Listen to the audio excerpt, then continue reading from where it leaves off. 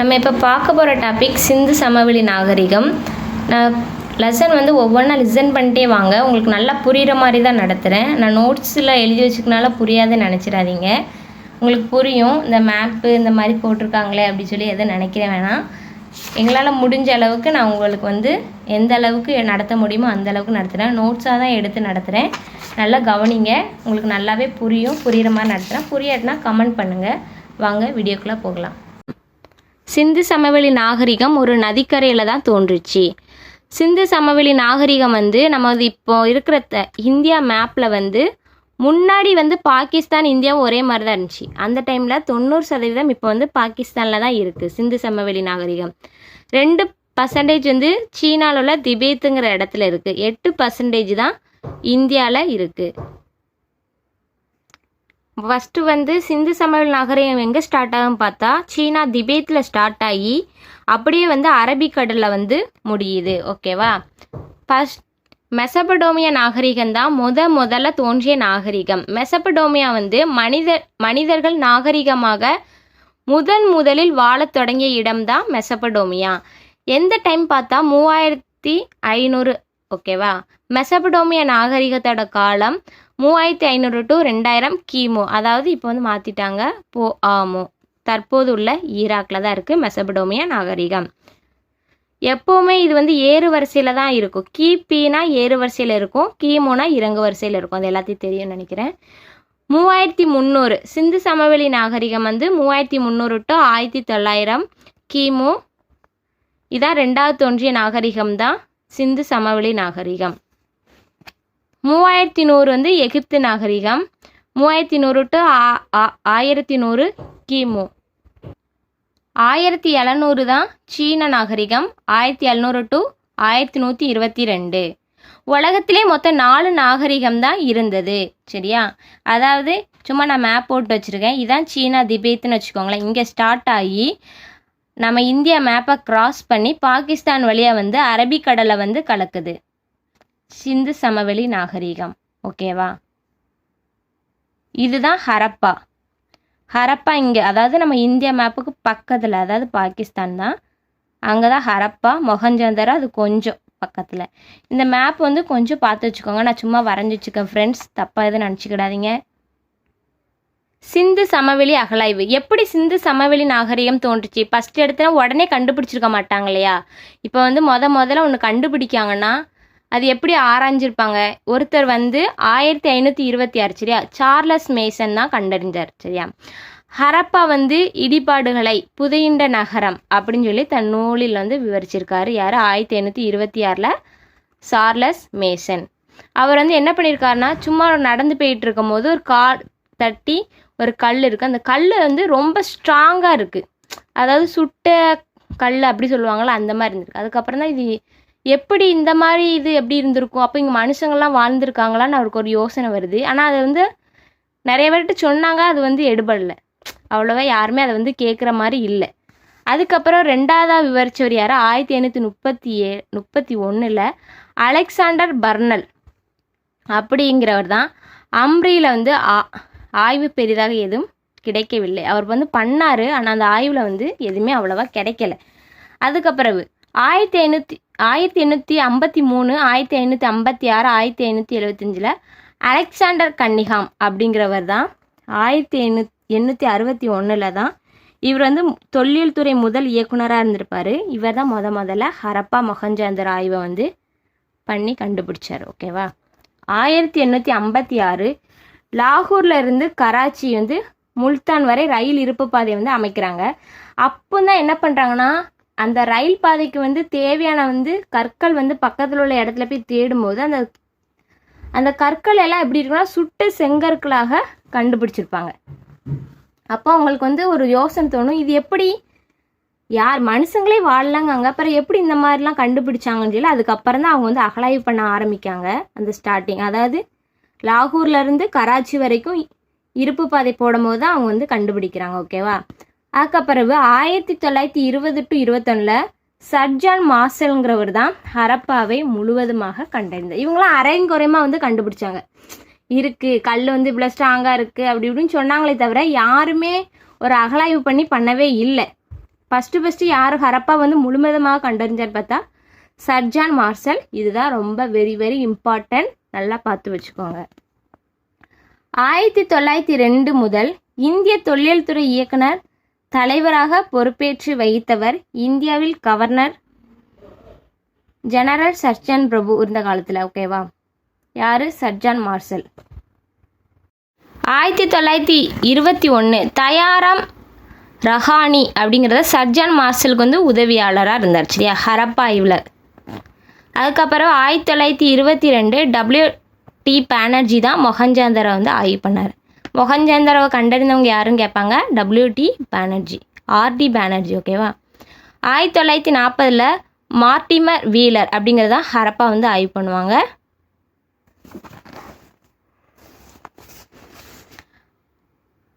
அதுக்கப்புறம் 1957 SR ராவ் தான் லோத்தல் ஆய்வு பண்ணவர் யாருன்னு கேட்பாங்க, SR ராவ்.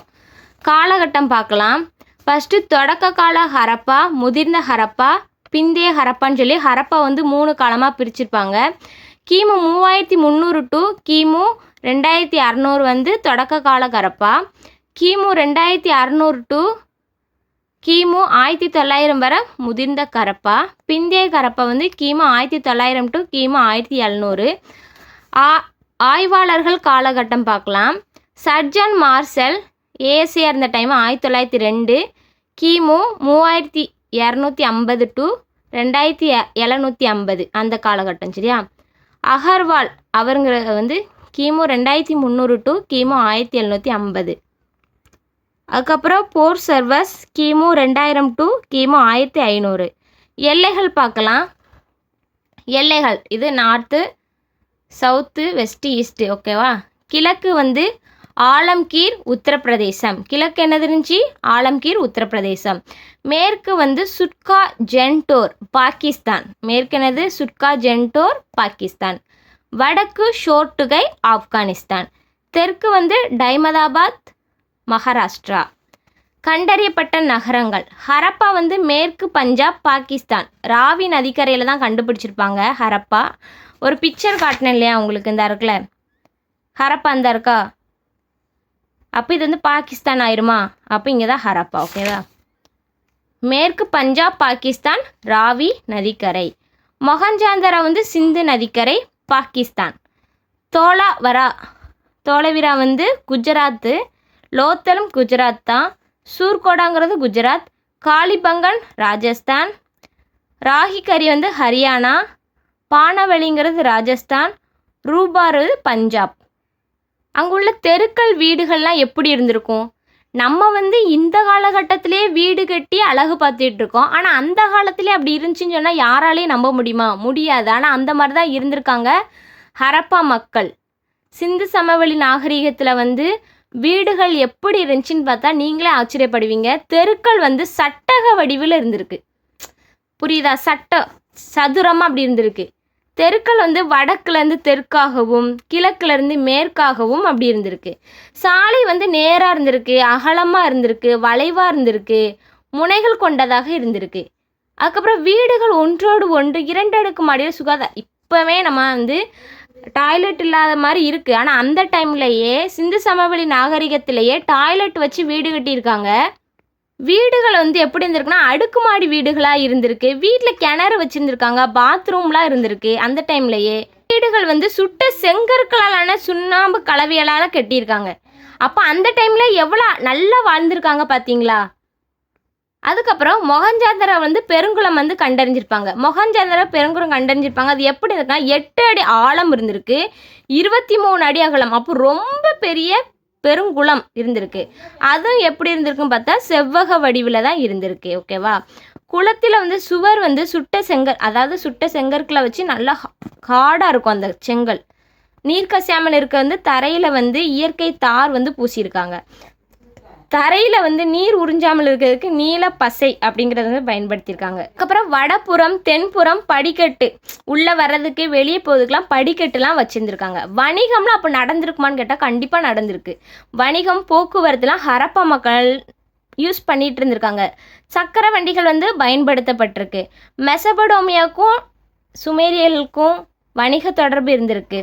சுமேரிய அரசன் நரசிம்மன் அவரோட இதில் என்ன இருந்திருக்குன்னு பார்த்தா ஹரப்பாவுக்கும் மெலுக்காவில் அணிகலன் வாங்கினோம் அப்படின்னு சொல்லி அவரோட குறிப்பில் வந்து எழுதியிருக்கார் யார், சுமேரிய அரசன் நரசிம்மன். அப்போ இதுலேருந்து என்ன தெரியுது, அப்போ அங்கேருந்து மெசபடோமியாவுக்கும் வணிக தொடர்பு இருந்திருக்கு அப்படிங்கிறத வந்து கண்டுபிடிச்சிருக்காங்க.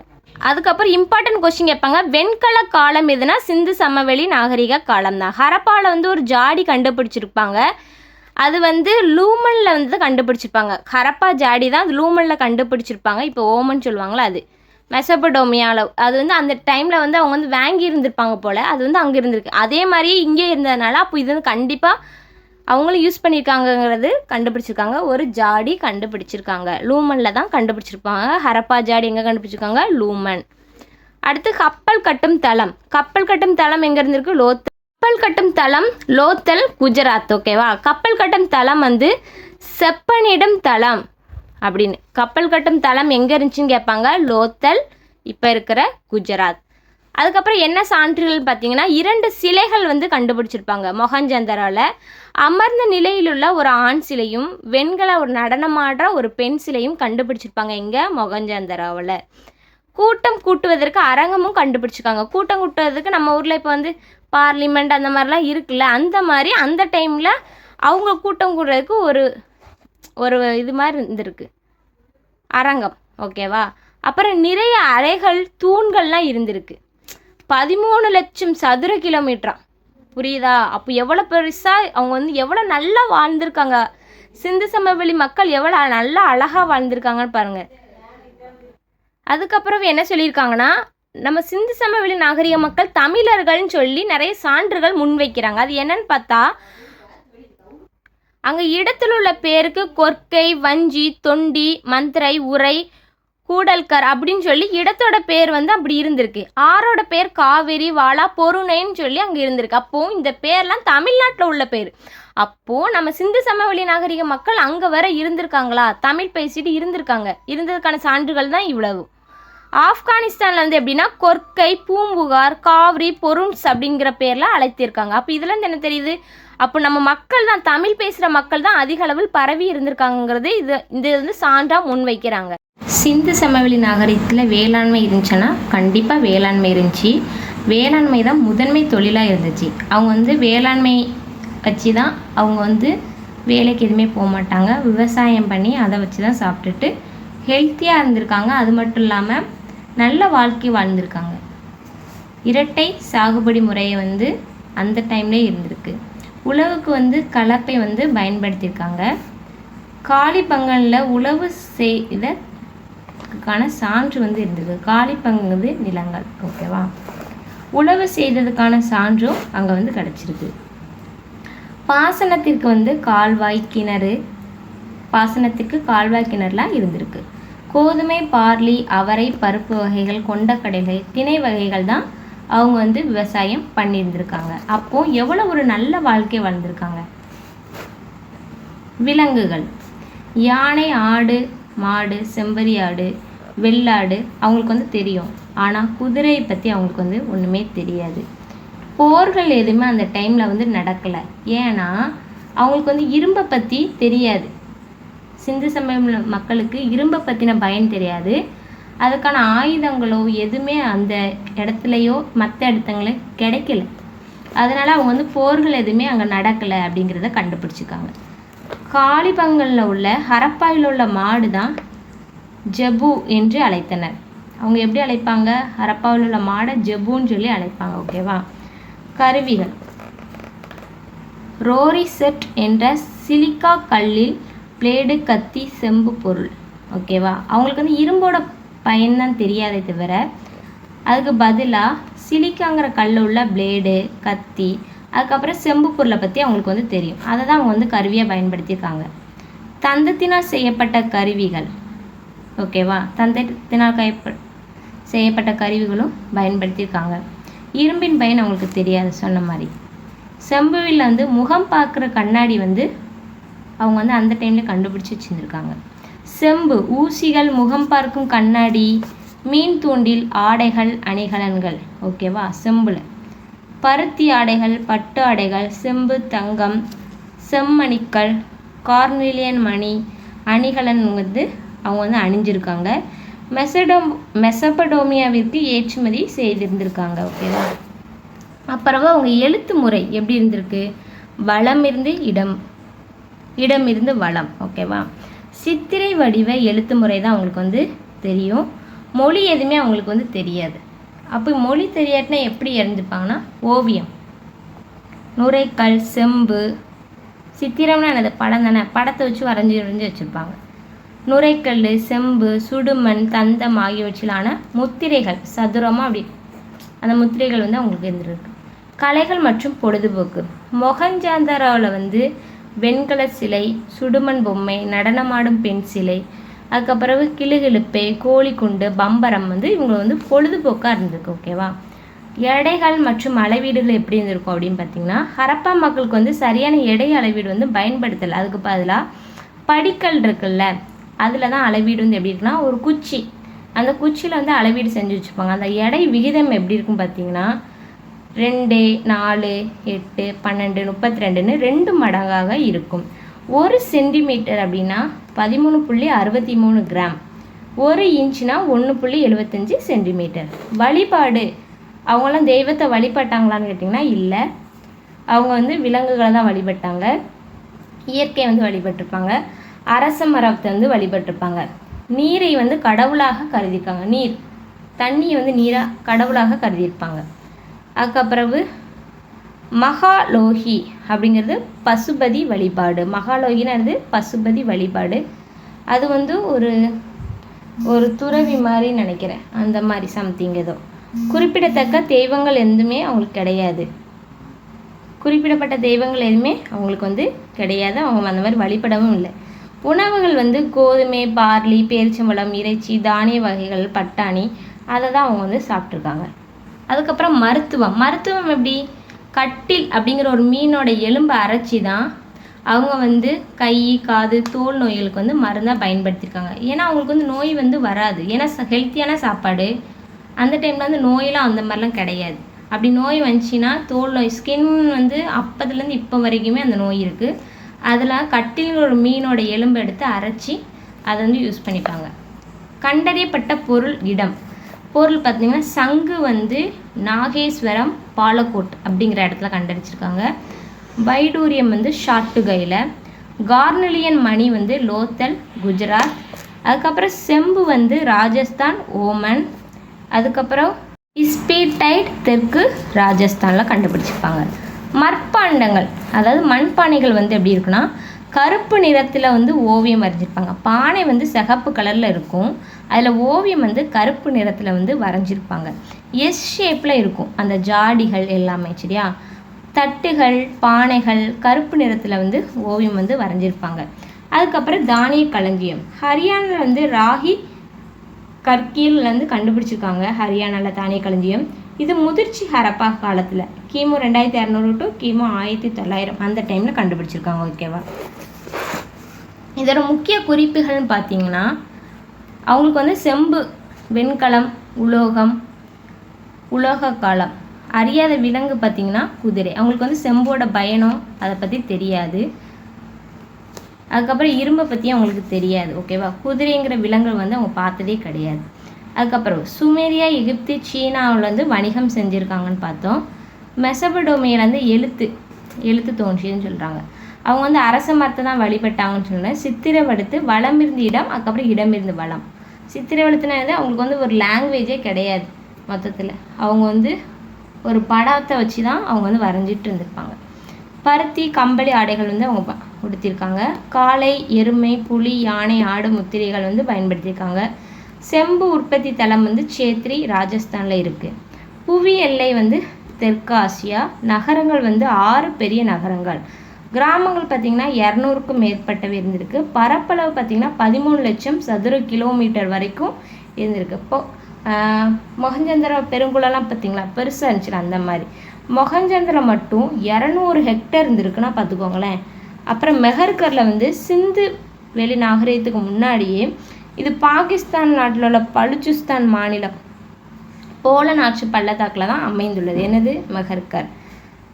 அது மெஹர்கர் வந்து சிந்து சமவெளி நாகரிகத்துக்கு முன்னாடி உள்ள பலுச்சிஸ்தான் மாநிலத்தில் வந்து உள்ளது, அந்த ஆற்று பள்ளத்தாக்கில்.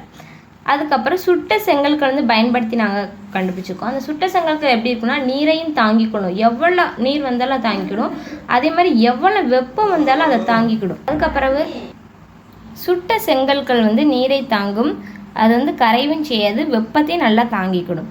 அதுக்கப்புறம் ஆபரணங்கள் செய்ய வந்து சிவப்பு நிற மணிக்கற்கள் தான் பயன்படுத்தியிருக்காங்க.